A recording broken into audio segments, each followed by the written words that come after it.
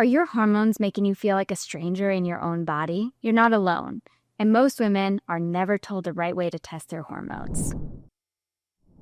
In this video, I'm breaking down what you actually need to know about hormone testing, when to test, what to test, and how to make sense of the results. Hi, I'm Stephanie, aka The Healthy Practitioner, a board-certified family nurse practitioner specializing in integrative medicine.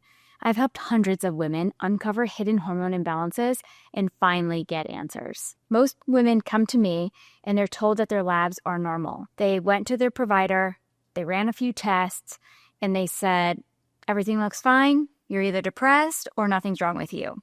They dismiss them even when the women feel off. The problem? They're getting all their hormones tested at the wrong time, or they're not testing the right ones. Testing your hormones randomly during your cycle is like checking your tire pressure in a snowstorm. The results are going to be off no matter what. So timing is really everything. So when should you actually test your sex hormones? Let's break it down by hormone type. I typically test hormones for a general ovulating woman that has normal cycles, around 28-day cycles. The progesterone is around days 19 to 21. This is when it should be at its peak. Low progesterone can lead to anxiety, trouble sleeping, spotting, or difficulty conceiving. If you're trying to conceive, I like to test it a bit early in the cycle, on day 3. I typically test all labs in luteal phase unless someone is trying to conceive. I'm always looking at the progesterone and estrogen ratio to make sure that it's balanced in the woman's body. And if not, we support the imbalances. Because often with phytoestrogens, which are fake estrogens, all over our environment, think about store receipts, GMO soy, pesticide, candles, phthalates, endocrine disrupting hormones commonly found in plastics, styrofoams, etc. They dramatically increase estrogen in our body. And for cancer protection and decrease in overall symptoms, we want to balance this out.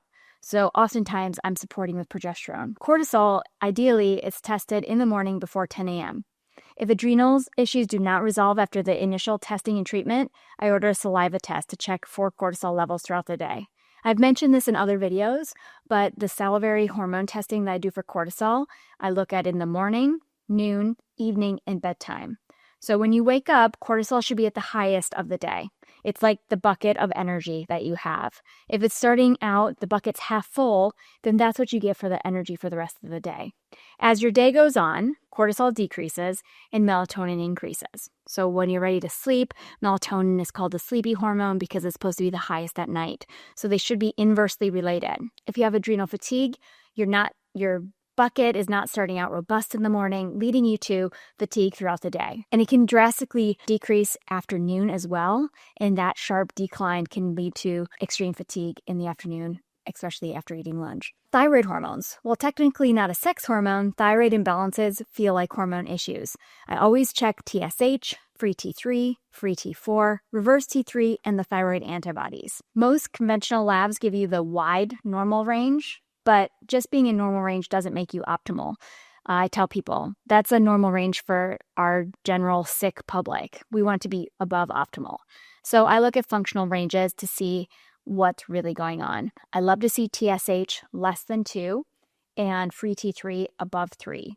Any TPO or thyroglobulin antibodies over 1, I'm looking at them and I'm saying, okay, what is their trend? Are they looking at a Hashimoto's type thyroid issue? So what tests are actually worth it to check on yourself? Well, a basic hormone panel should be done on every woman, no matter what age range they are, even starting out after they are cycling, late teenage years, conception phase, pregnancy, postpartum, perimenopause, and menopause. You should at least be getting them in those stages just to check a baseline. With my Harmony Within women's hormone program, I test so much more than just the basic hormones. I'm looking at inflammation, white blood cells, red blood cells, kidney function, liver function, vitamin D, iron panel, thick and sticky blood markers like your fibrinogen, and other secondary markers I can see from good in-depth lab testing. This really gives me an overall view of a patient's system and not just treating, oh, here's a low progesterone, I'm going to just treat that. And like you're almost like just spot treating and it doesn't really get the full machine back in motion. So that's why I like looking at everything so that we can really dial into what is the best plan of care. What do you do after you get the results? So getting the right test is only part of the puzzle, right? What you do with the information is what matters most. So I love to create personalized protocols using nutrition, targeted supplementation. I use a lot of our Select Balance line. I have over 110 products because I'm specifically aiming for different products for the person to make them feel good. I'm looking at their goals, their history, what they have going on in their lifestyle, and make them fill out an in-depth questionnaire so that I can really see what's going on, what their top priorities are, what their body is saying is their top priorities, and blending that as a treatment plan. I'm looking at their lifestyle and making tweaks as needed, and then bioidentical support for hormones as needed and when needed. So one of my clients had normal labs from her OB, but had insomnia, painful periods, and weight gain. We retested her at the right time, and boom, her progesterone was tanked. Within 2 months of targeting her support and her treating all of her body, her hidden inflammation, her IBS, and her hormones, she was sleeping through the night and finally feeling like herself again with tons of energy. You can't out-supplement a chaotic lifestyle. I always tell people that.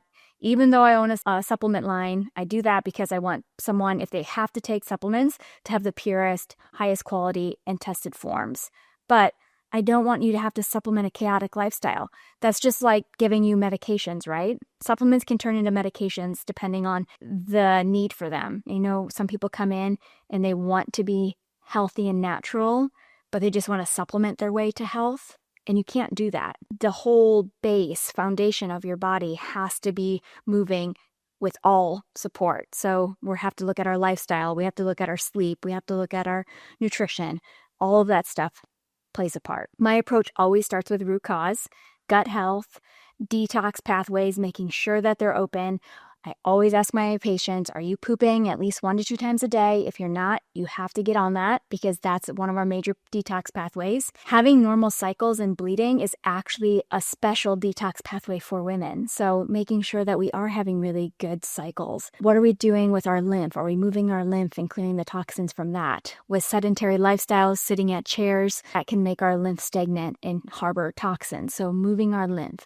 And then nervous system regulation. What are we doing to calm our vagus nerve? Are we breathing deeply? Are we doing a 10-minute mindful app every day? Are we taking baths that night? What are we doing to refill our cup every day? Hormones are really messengers, and they're only as good as the system they're operating in.